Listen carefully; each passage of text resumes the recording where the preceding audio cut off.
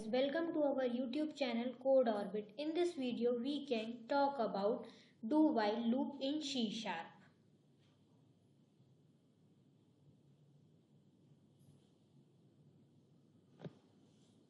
In C Sharp, do while loop is used to iterate a part of the program several times.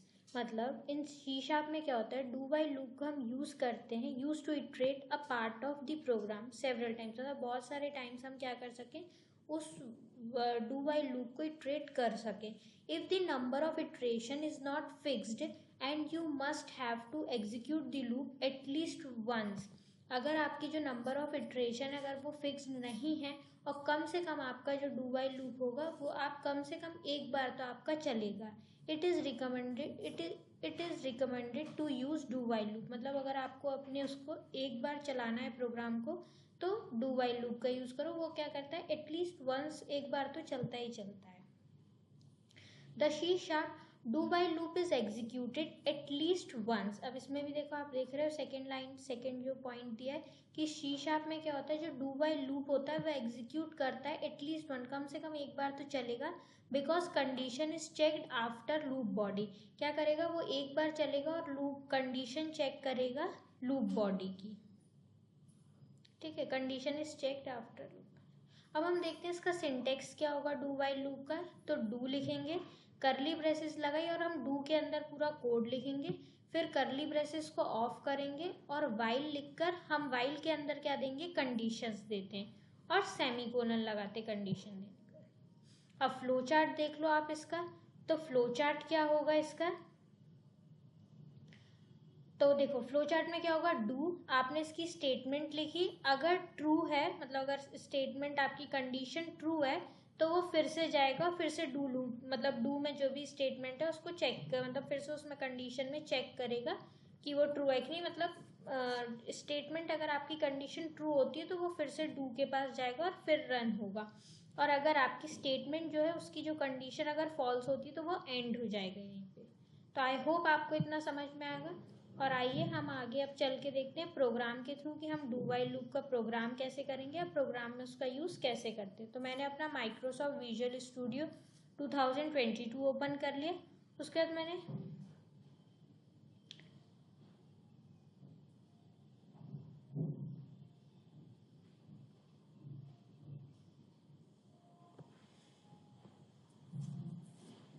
हाँ, अब इसको पहले मैं comment कर देती हूँ ऐसे, हाँ इसे कमेंट कर देती हूँ. तो कंट्रोल K+C से हम क्या करते हैं, मल्टीपल लाइंस को कमेंट करते हैं. तो यहाँ से इस वाली लाइन को कमेंट से हटा दें.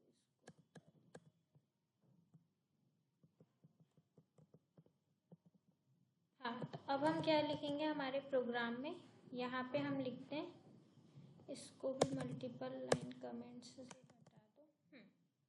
अब इसके बाद हम यहाँ पे क्या लिखेंगे, पहले मैंने int I is equals to 0 initialise कर ली वैल्यू. ठीक है, उसके बाद मैंने क्या किया, डू लिखा. डू में अभी मैंने सिंटेक्स में देखा है कि डू में क्या करती हूँ, मैं सारा अपना कोड लिखती हूँ.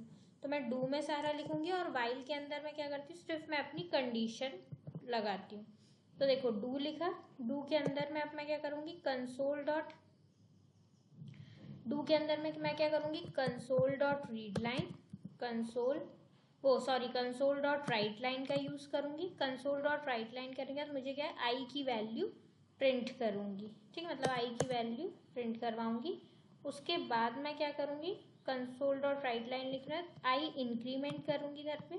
इतना समझ में आया. उसके बाद मैं क्या करूँगी, करली ब्रेसेस ऑफ कर दूँगी. ये मैंने करली ब्रेसेस ऑफ कर दिया. इसके बाद अपन क्या करेंगे, वाइल लिखेंगे. वाइल में अपन कंडीशन लगाएंगे.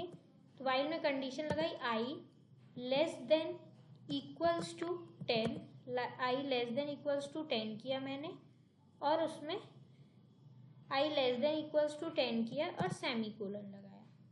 इसके बाद फिर मैं क्या करूँगी, कंसोल डॉट राइट लाइन.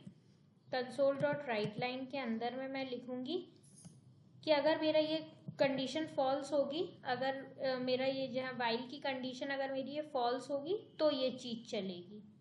ठीक है, मतलब जब यहाँ पे लूप क्या हो जाएगा, यहाँ पे चला अगर ट्रू होता जाएगा तो वापस जाता जाएगा। जैसे मैंने फ्लो चार्ट में देखा कि अगर मेरी कंडीशन ट्रू होगी वाइल लूप की तो ये वापस डू के पास जाएगा, अगर फॉल्स होगी तो यहीं पे लूप एंड हो जाएगा। तो इसके बाद मैं क्या करूँगी, लूप टर्मिनेट लिख दूंगी, लूप टर्मिनेट।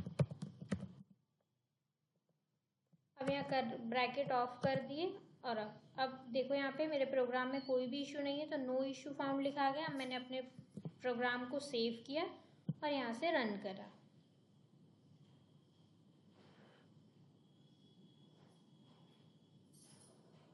तो ये देखो 0 1 2 हमने क्या लिखा था, लेस देन इक्वल्स टू 10 लिखा था और 0 से आई 0 इनिशलाइज किया था, तो 0 से 10 तक चला।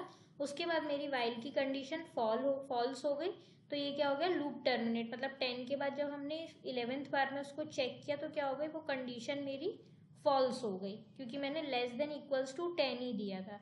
तो मेरी कंडीशन फॉल्स हो गई, तो फिर ये क्या हो गया, लूप टर्मिनेट हो गया। यहाँ से आप एक बार देख सकते हो, जैसे मैंने int I is equals to 0 किया, डू के अंदर में कंसोल डॉट आई, मतलब आई की वैल्यू मैंने 0 करी, फिर डू के अंदर में मैंने लिखा कि मुझे आई को प्रिंट करना है और आई का इंक्रीमेंट कर दिया। कंडीशन क्या लगाई, अगर मेरा आई लेस देन इक्वल्स टू 10 होगा तो आई 0 चेक हुआ, फिर इंक्रीमेंट हुआ 1 2 3 4 5 6 7 8 9 10। 10 तक में क्या हुआ, आई की वैल्यू जब 10 हुई तो 10 लेस देन इक्वल्स टू 10 मतलब ट्रू हुआ। क्यों, क्योंकि वो आई क्या है मेरा 10 इक्वल्स टू 10 हो जाएगा। अब उसके बाद जब मैंने 11 करूँगी, आई की वैल्यू जब मेरी 11 होगी तो क्या हो जाएगी, कंडीशन फॉल्स हो जाएगी। कंडीशन फॉल्स हो गई तो मेरा लूप क्या हो जाएगा, यहाँ पे वाइल की कंडीशन फॉल्स हुई, मतलब मेरा ये ब्लॉक ऑफ कोड यहाँ पे खत्म हो जाएगा। तो फिर उसने क्या, वाइल की जब यहाँ पे वाइल कब चलेगा, जब मेरी इसकी कंडीशन फॉल्स होगी तो ये वाली स्टेटमेंट प्रिंट करेगा। तो फिर वाइल 10 के बाद जब मैंने चेक किया तो वो फॉल्स हुआ, तो फिर उसने ये वाली लूप टर्मिनेट वाली लाइन को प्रिंट कर दिया। तो आई होप आपको ये समझ में आया होगा। Thanks for watching this video. If you like it please like share and subscribe to my channel.